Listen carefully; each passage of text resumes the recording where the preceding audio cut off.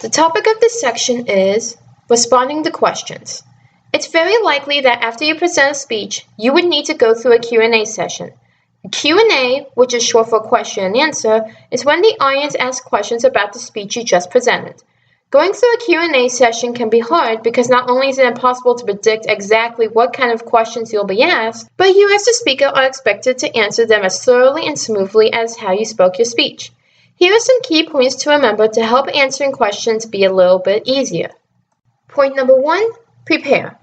Analyze your audience to try to predict what kind of questions they might ask. Then rehearse your answers to those questions.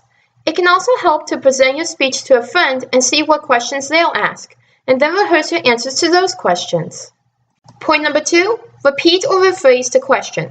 Repeat the question so that the rest of the audience knows what was asked, and show that you understand the question.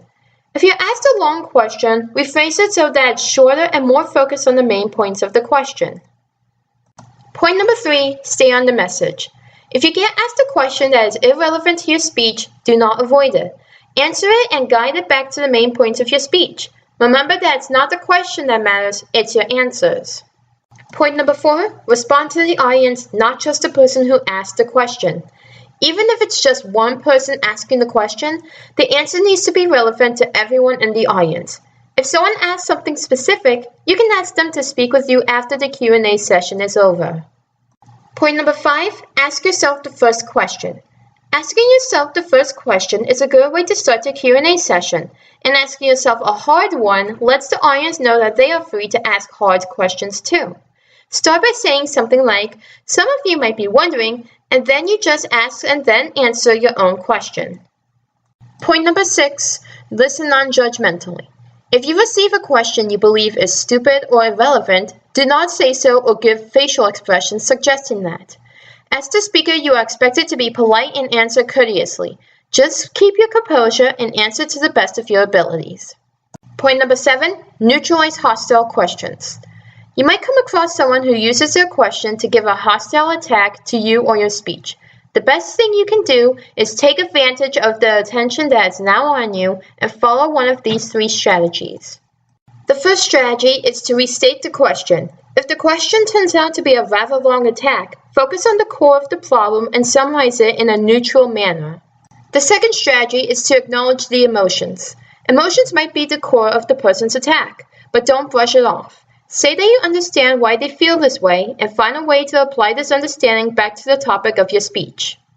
The third and final strategy is to not make the issue personal. If the hostile person has made the attack or question make you look like a bad guy, do not attack them back.